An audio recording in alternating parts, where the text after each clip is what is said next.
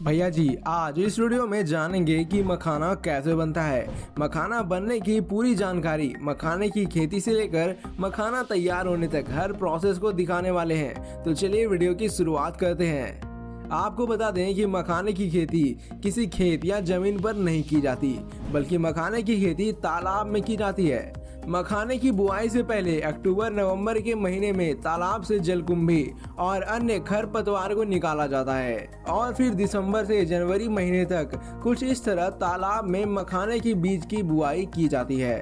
ये बीज कुछ इस प्रकार का दिखता है, काला और भूरे रंग का। मखाने की बुआई के कुछ दिन बीत जाने के बाद जनवरी से फरवरी माह के बीच इसके छोटे छोटे पत्ते निकलने लगते हैं और अप्रैल से मई महीने तक पूरा तालाब इन गोलाकार और कांटेदार पत्तों से भर जाता है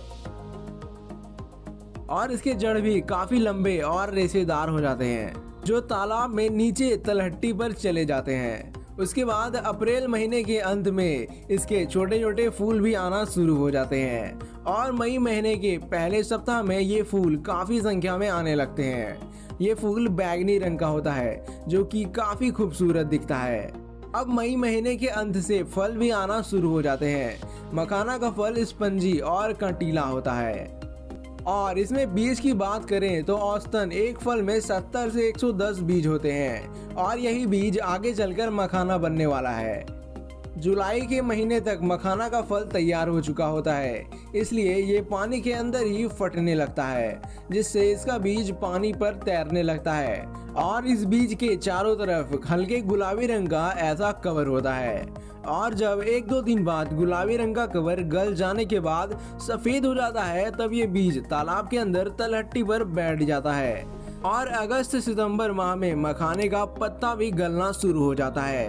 जिसके बाद तालाब से उन पत्तों की सफाई कर ली जाती है और मखाने का जो बीज पानी के अंदर बैठ गया था, अब उसे बाहर निकाला जाएगा, जिसके लिए ये किसान लकड़ी से बनी इस बड़ी सी छलनी नुमा टोकरी, जिसे यहाँ की भाषा में गांज कहा जाता है, उसकी मदद से कुछ लोग इस तरह से पानी के अंदर से मखाने के बीज को निकालते हैं। सच में हमारे किसान भाई बहुत कड़ी मेहनत से इस काम को करते हैं। और अब जब सारा बीज निकल चुका है, इसे कुछ इस तरह पैरों से मसलकर बीजों की सफाई करते हैं, जिससे बीज के ऊपर का कवर निकल जाता है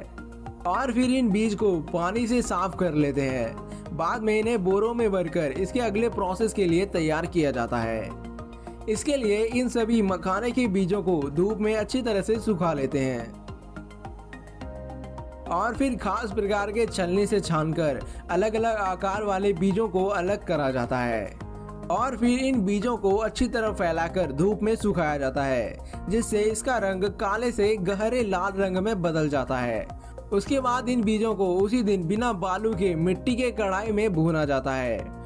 और भुनाई के बाद इन बीजों को टोकरियों में ठंडे छायादार जमीन पर कुछ दिनों तक रखा जाता है, जिससे बीज के कड़े छिलके और अंदर का मुलायम लावा ढीला पड़ जाता है। अब थोड़ा थोड़ा करके इन बीजों को कढ़ाई में भुना जाता है। आपको बता दें कि बीज को भुनने के लिए 4 मिट्टी के और 1 लोहे की कढ़ाई की जरूरत पड़ती है। भूनते समय लोहे की कढ़ाई से बीज के द्वारा फट फट की आवाज आने पर इन बीज को कढ़ाई से निकालकर लकड़ी के पीठे पर रखकर लकड़ी से बने थापी से मारकर फोड़ा जाता है, जिससे छिलका टूटकर अलग हो जाता है।